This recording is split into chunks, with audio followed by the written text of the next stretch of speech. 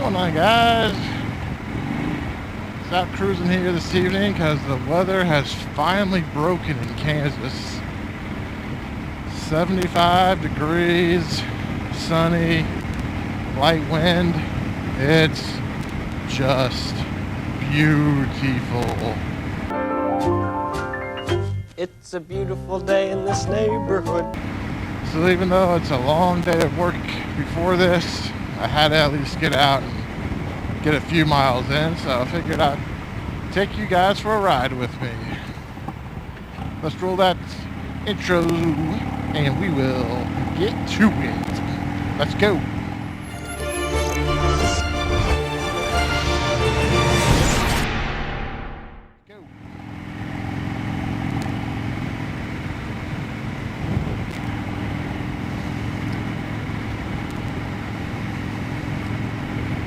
So I've been thinking a lot about what my next bike purchase is going to be. After making that top 5 Dyna modifications video, that top 5 can really be put across any type of motorcycle. It could even be a sport bike, a metric cruiser, kind of like the Triumphs. It could go for almost any type of bike out there. But I have a feeling my next bike will still be a Harley. There's just something about these bikes that draws me in. I mean, they're not the best handling, they're not the quickest, but if you're looking to cruise, daddy-o, these are what it is all about. And so that brings me to what I was kind of thinking. What should my next bike be? Because there's no way I'm getting rid of this bike. This is my first bike. This is my baby. My wife would probably kill me if she knew how much I actually put into this, but we'll just keep that a secret. Just kidding, honey. But most of everything that I've put onto the bike, yeah, I had to buy initially at one point. But as I pull off and sell, I'm usually breaking about even, so most of my upgrades haven't been too costly. With a lot of detective tests determined that was a lie.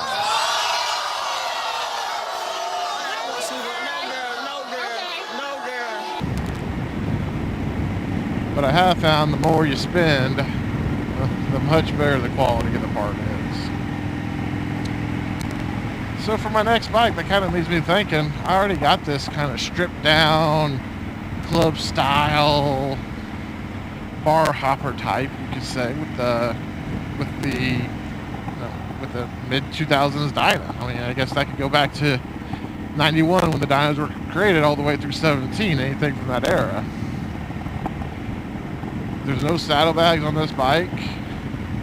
I'll occasionally run a handlebar bag if I'm going for long distance and I'm scared of a breakdown. But most everything I do is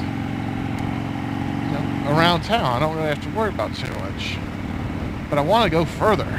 There's that drive to want to take a week off and just ride, side. Not in a rush, man. I just want to ride, man. I just want to ride. You know, ride, Sally, ride. You are so weird. You better stay off my butt, Mr. SUV.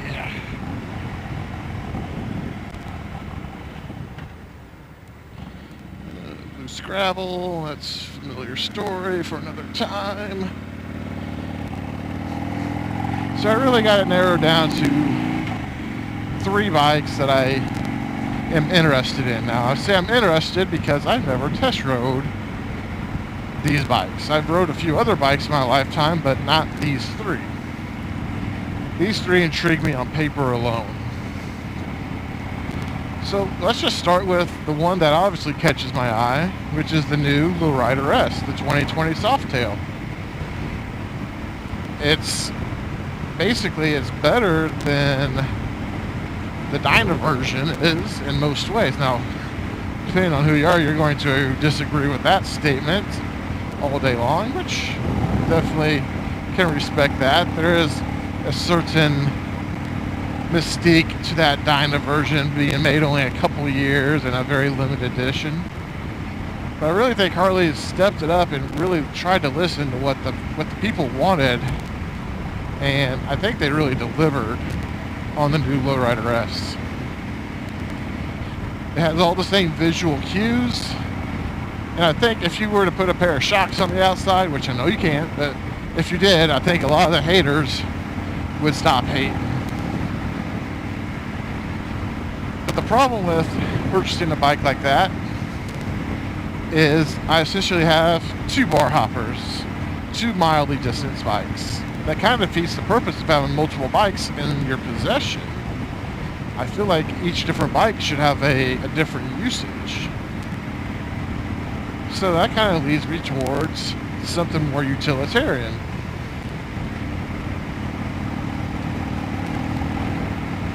For what I think I would like, because I like naked bikes. I don't like saddlebags. But the thought of them has kind of grown on me, especially the more I've seen my brother's bike. He rides a 2017 Road King Special. Gorgeous bike. And, you know, that's going to bring me to my next bike, basically, is a new Road King. And what I like about the Road King is when I rode my brother's around the block all 20 minutes or so that I rode it, if even that, it was comfortable, man. Even with a stock seat on it, you instantly knew, oh right, I can ride it all day like this.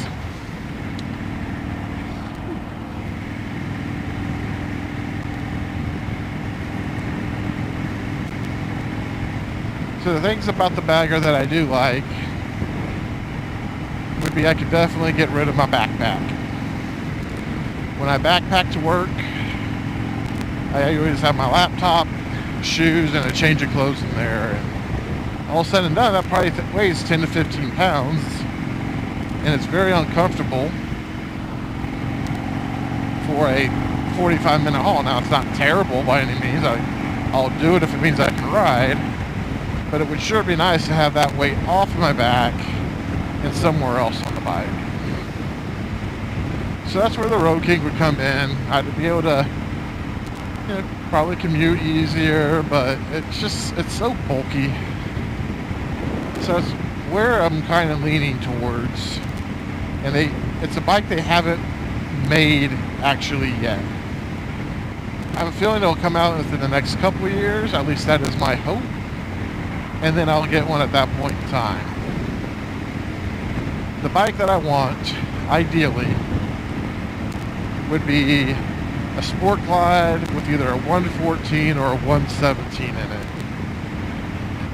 Right now they just come with a 107 stock, which you could get a stage 1 or even a stage 2 with cams and push rod upgrade, but I just want to have that bike with a 114.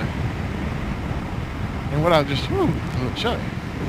And what I just love about that bike is it's like the Dyna, and the bagger had a baby. And that baby is the Sport Glide.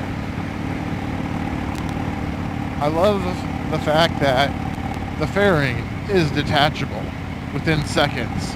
The bags are detachable within seconds. A couple of the guys I follow on Instagram ride them, and I asked, hey, do you ever take your bags off? He's like, not really. Well, not too long after I asked him that question, I see a picture of him like, wow, these bags are easy to take off. I'm like, unless I have a reason to have the bags on, I'm just trying to roll them off, which is exactly how I would use that bike. Me personally, I would probably, if I'm going to work to and from most days, I would probably keep the bags on most of the time, but just knowing weekends here, time to get away, I want to go 500 miles on a very cozy, comfortable bike. Yeah, let's take them off and let's just ride. So those are the 3 I'm leaning towards right now anyway. There's others out there that intrigue me. The new Fat Bob with the 114 in it. That one's very sharp looking. I'm not sure. I haven't read enough as far as the comfort level of one of those goes. I know everything's subjective and you can change bars and everything, but I hear the drag bars on it can make for a kind of awkward riding profile. So if money was no object, well, we got to be your guys' next bike. I guess I've never been one to be overly blown away with the CVOs and spending $40,000 to $50,000 on a motorcycle. I mean, hell, that's 25% of the value of my house. I'm sure it's a fine motorcycle, but I just feel like you can get to that level, to that CVO level. Maybe not the paint schemes that are unique to it, but everything else about it, that's just money that you can put in, and I think you could do it for a lot less. So yeah, the Sport Glide with the 114. I don't know what I'd have to do to convince my wife to let me get it day one of it coming out, but I'd pretty much probably do whatever that would be, except for getting rid of this thing. And I think she knows this bike will always have a home with me, but I want more. I want more bikes. And this isn't anything that's even in the future. I mean, hell, Harley doesn't even make the bike yet, first off.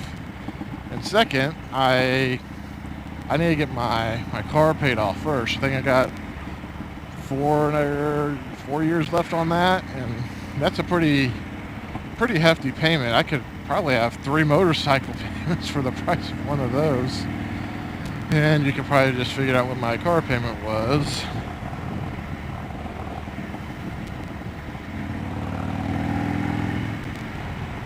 But, you know, was that a mistake behind that car? Yeah, probably.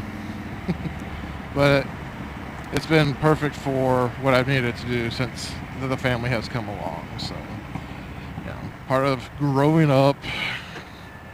I guess growing up when I've been buying the top of the line sport model, but yeah, it's all right. If I have to play dad van, I'm going to play dad van in style. All right, well, I'm going to go and cut it off here because, as you can see, I'm now barricaded by cagers when I'm being on their phone. All with the tinted windows, hard to tell. But I'll let you all go. Let me know what you think. Feel free to hit that like button. Feel free to subscribe down below. Really would appreciate it. And I would really love to hear your guys' feedback as far as what that next bike of yours is, ideally down the road. So, until then, from the dark side, signing out. Chopper Fett seeing you. Later, guys.